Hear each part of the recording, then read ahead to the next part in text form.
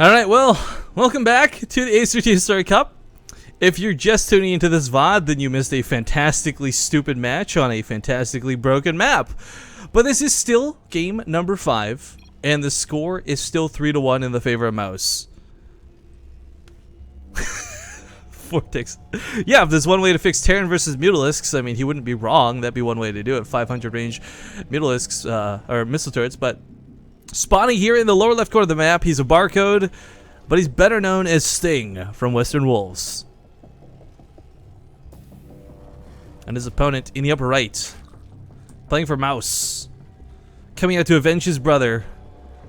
And I wasted that sick reference in the last game. It is the Red Zerg player Vortix. Are we going to see the epic jukes? Do you think Command Center will be on the low ground? I mean, this is actual information that players have to consider. Does my opponent play the same style? Does my opponent do the same thing? I mean, it's the same map, but both players are kind of graced with the blessing of playing differently.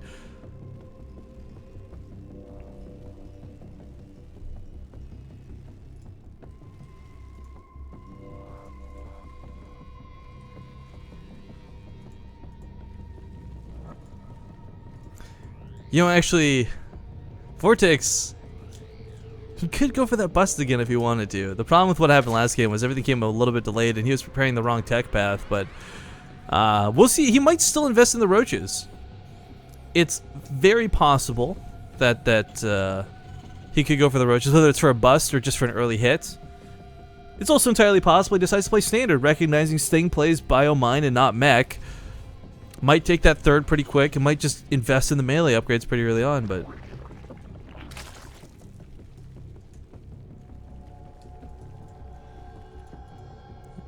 have to wait and see, of course.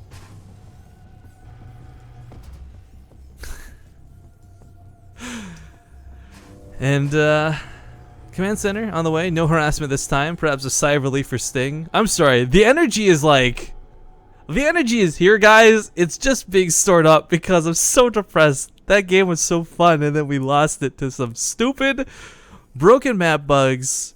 You'll notice now it's TE instead of LE. There are several different versions of each of the maps available on Battle.net. Several are trolls. Some are genuinely just slightly different altered versions of the maps. But if you guys recall, like, there's maps where, like, Zealots can jump up cliffs like Reapers and have Storm. I mean, it's... Who's going to select a turret, right, to see that has 500 range? Who actively checks turret range? Nobody. I actually wouldn't be surprised. You know what? Actually, just thinking back on that game, that engagement we had out here early, though, if the Widow Mines had extended range too, that would explain how those Baneleys got popped off early for Vortix. So, I'm actually, I might go through the replay of that later just to see, because that does strike me curious.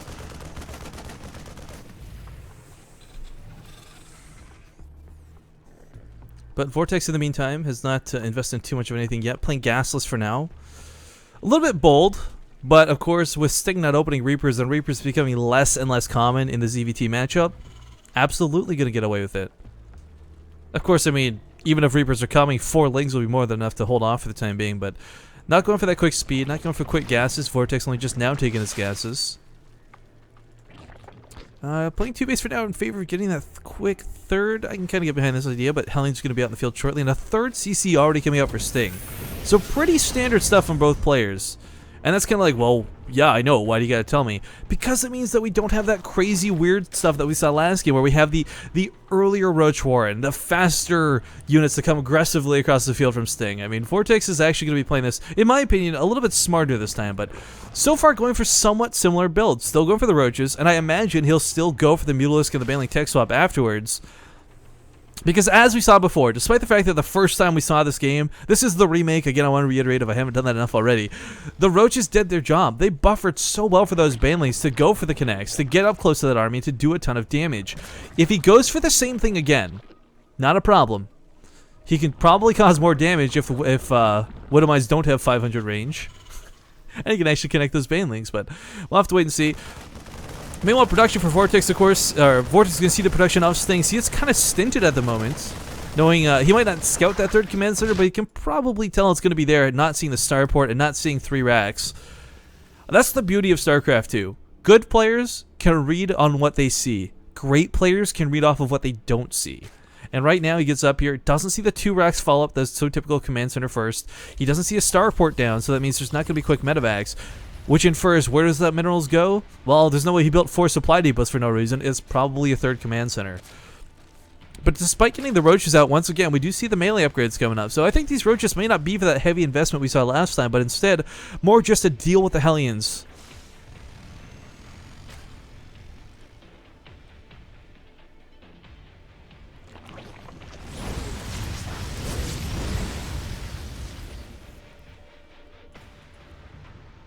Okay, 3rd base established for Vortix. Has to be very careful, of course. Roaches need to be available before he starts droning that base up. I mean, he's just started droning, but that's well after the fact that roaches are in play. He doesn't want those Hellions to get in there for free and kill anything he transfers down. But full wall off coming up here for Sting as well. So an initial, just a plain out roach bust, not going to get anything done. This wall will hold up quite nicely. Tech coming up really quick for our Terran player. Tech is actually really funny in this matchup. I don't know if you guys have ever taken the time to notice, but often Terran players will get to that 1-1 pretty quick, and then they have to wait on their 2-2, because they'll either be putting down expansions, supply depots, or getting up a bunker. But, ooh, with the Queens out of position, a nice evolution chamber is thrown down to keep the Hellions from skittering past. But anyways, the way this matchup tends to go is usually you'll see the Zerg player in 2-2 significantly earlier than the Terran player, and the Terran player, of course, overtakes them in the late game with 3-3, as most Zerg players don't typically go to the Hive Tech too early. But in the meantime, for now, the reason I bring this up is because both players finishing 1-1 at the same time. Vortix could possibly be behind, if not on the same upgrades as our Terran player for the mid game, and that's not where he wants to be.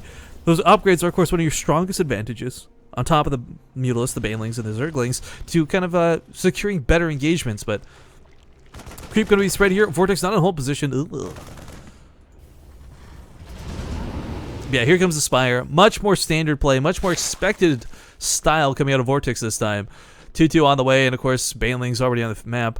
Now, there's one guy I don't see a lot of Zerg players play like this, but I love watching Hyun play with Banelings.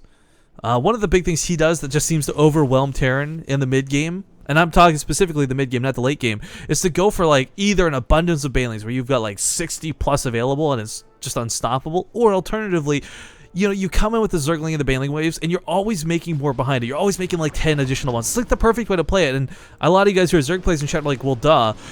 But not a lot of Zerg players execute it, especially at high levels of play when there's so much going on at a time. It's hard to remember to make 10 Banelings 10 seconds later than making them all at once. But looks like this drop is going to try and piggyback and forth, but of course with Zerglings here and Roaches there, not going to get a whole lot done.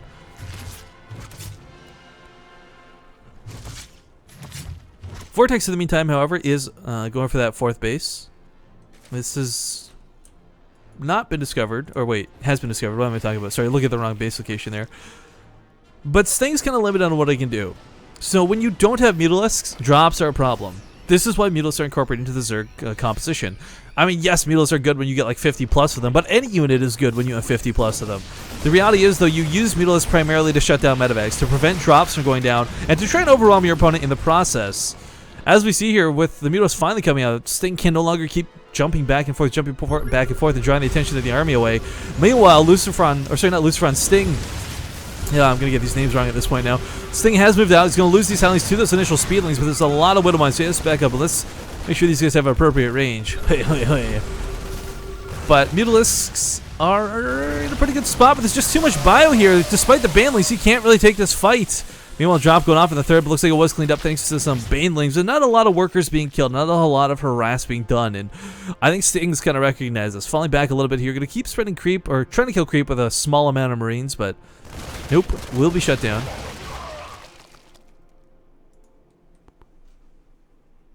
But yeah, 2-2 is finished up significantly earlier than Vortix's was, but of course by the time they have the next engagement, it will be pretty even.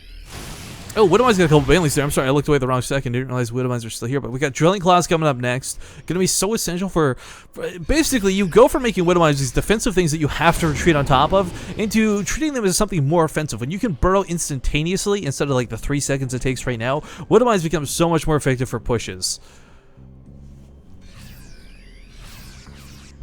But oh, Queen going to get poked down here. Very little issue. Creep tumors will go down as well. And how many Banelings are available? 13 currently. Not going to be enough to deal with 41 Marines, especially if Sting just splits even a little bit.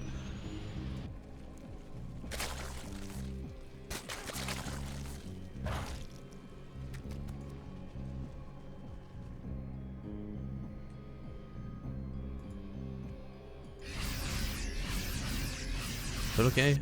Marines coming out in well abundance. Vortix could try and leapfrog the Hive with the sort of passiveness that's going on in the middle of the game here. It's kind of this gentleman's agreement not to do much. Vortix isn't harassing with the Mutalisks, and Sting isn't pushing to an abundance. But if he goes up to Hive real quick, right? One of the strengths is if your opponent's got this really look, not a single Marauder in this army. You come out with Ultralisks, even without 3/3 and without chitinous plating, you run through this army.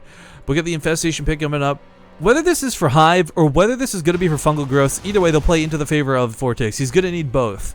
Once upon a time, you didn't need fungal growth to hold the army in place for Banleys to connect. In fact, it was a little bit useless because both were gas-intensive required units that got the same job done. But since then, fungal growth has been nerfed. It doesn't do the same damage it once did. And Banelings have a lot harder times connecting thanks to those Widow Mines. If you can fungal growth a big clump of Marines like we see from Sting, run in with the Banelings, they are all going to die. But a beautiful spread out of Sting here initially will minimize the losses, and just a couple Roaches to try and deal with this. Meanwhile, it looks like the main was cleaned up. That job didn't get a lot done, but the Mutalisks are on the other side of the map. Missile turret does go down, the Widow Mine goes off, but Mutalisks are just racking up the SCV kills right now. But Sting is also pushing into the third base of Vortix, and he's going to get a lot of kills here himself as well. There's not a lot available. Banelings are morphing in, but sadly, he just kind of has to let this go. He can try coming in one at a time, but that's not going to work out. Now comes in with the army. Hatchery will go down, sadly, but, of course, we did have that fourth base established for Vortix, so not the end of the world for him. He's still got an economy to fall back on, and oh, if the Mutalist's not at home, he can't chase down those medevacs, but still just slaughtering countless SCVs here. Oh my god, has been camping out this base. No ops, please. Vortix is going to take another Widow Mine hit or two, but oh my god, these Mutalisks all have 2 health! Oh my god! That could have been devastating. 19 Mutalisks have been killed, and of course they got away with 2 health. Not quite 1 HP for the win, but with 2 health and a lot of regen, they'll back out for the time being. Vortix, man, I don't know if that was complacency or a mistake, but either way, that could have cost him every single Mutalisk right there. But drops continue to go off, continuing to be cleaned up. Let's check the resources lost. We haven't taken a look at that for quite some time. Looking pretty good for Sting, but Vortix isn't exactly in a bad spot yet. He's got his Hive on the way. Oftentimes, players get really stuck on this layer tech where they can't even afford to go for a Hive. But for now, Vortix is fine. He's going for the Hive. He's held off these attacks. He's done a bit of damage himself. And these Mutalisks are already regenning. Oh my god, the regen on Mutalisks is absurd now.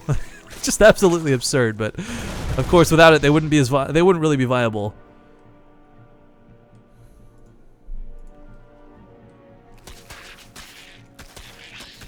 Marine gonna go down.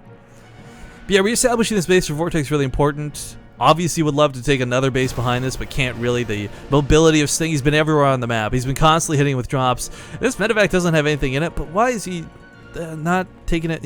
Whatever.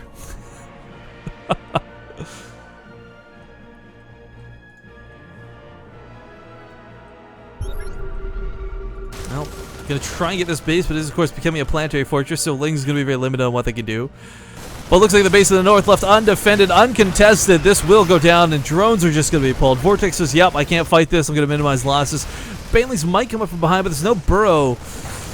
Oh, but they should be able to still collide with this. Oh no, actually Sting with some quick reaction time does back up in the nick of time. Vortix in the meanwhile gonna be driven off from that planetary fortress and loses another base. Now, while moments ago I did say Vortix was okay, he's been holding off these attacks, that's no longer the case. He might be on Hive Tech, but we don't see an Ultralisk Cavern coming down because he doesn't have the economy to sustain it. He can't make Infestor Terrans, or Infestors for Infestor Terrans. He can't get those fungal growths that he would love to have available. Banling's going to clean up these Marines, but of course, to lose a Banling, you lose the unit for good. More Marines are going to get slaughtered here, but they're going to take Banlings out with them. So many units lost for both players this time, actually. The resources lost pretty hefty. 137 Marines have died in the making of this game, but still have 149 Zerglings. And of course, the little shift L thing here, if you guys don't know, this actually doesn't show Banelings that you detonate on top of other units. It just shows units that are actually straight up killed. Small little bug that hopefully Blizzard can fix one day, but not the biggest deal. Meanwhile, Mulek's going to come in once again. No Overseer with these. Got to be careful. Those Widow Mine hits earlier were pretty devastating. Loses another Mutalisk. Oh boy. Meanwhile, this base in the south, it's like Vortix leapfrogs. He gets a new base up, he gets the mine off of it for like a minute and a half, and then has to retreat already. No burrows, so sadly can't keep these drones alive. We'll probably lose them. Lings and Baneling's gonna flood in and actually try and hold this, but Widow Mines are gonna burrow, and they should be able to go off on these Banelings. Vortix, man, where are your Overseers this game, dude? Like, there we go with the Mutalisk finally gonna come in and try and clean up the Widow Mines, but So many banelings lost there for the cost of not much. Getting on top of the Marines, though, he's got more than enough Mutalisks. He will take this engagement and should be able to pick off the Mutalisks to boot. Or sorry, not Mutalisks, the Medivacs to boot, but cleaning up those Widow Mines is incredibly essential. Takes away that vision, but also the danger of those possibly going off on a drone transfer. Last thing you want to do is stack up drones, transfer them to your 4th, and have them all die on the way.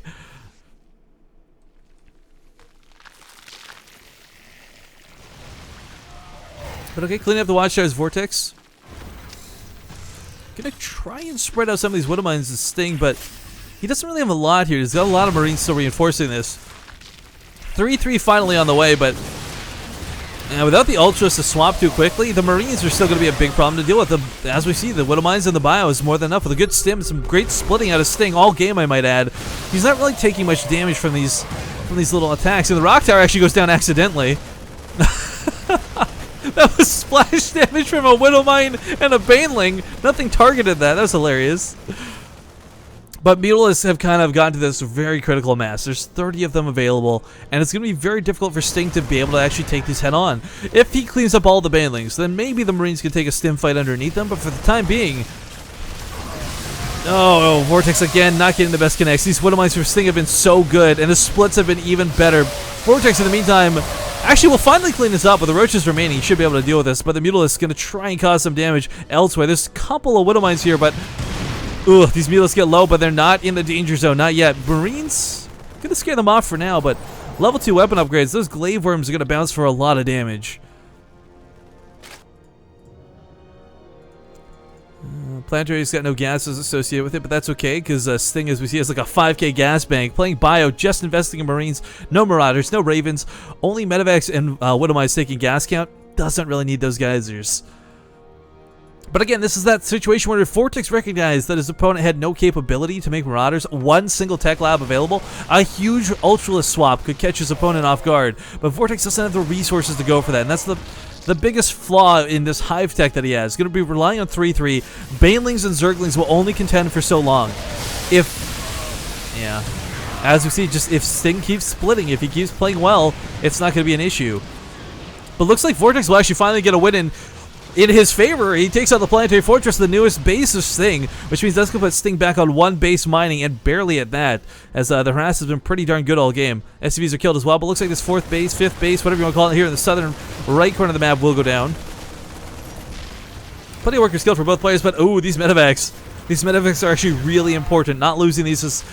Losing these is going to be devastating, quite frankly. These are not units you want to have to remake, and this cleans up a lot of supply for Sting, who, again, he's just been making Marines and he's been making it work, but at this point, Lucifron is finally starting to find his angle in this game, his edge of attack, constantly harassing this 3rd.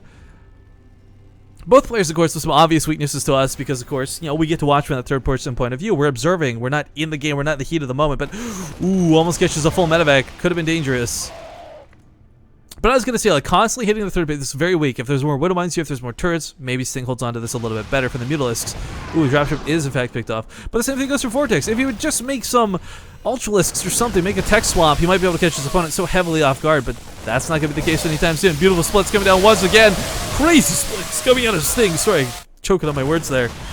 But the small amount of Marines at this base is going to be no threat to these Mutalisks. Oh god, it's a massacre. Once again, this base will go down. Good game is called, and it looks like Sting will tap out. So despite the great control of that game, this will put Western Wolves on match point as Mouz is up 4-1.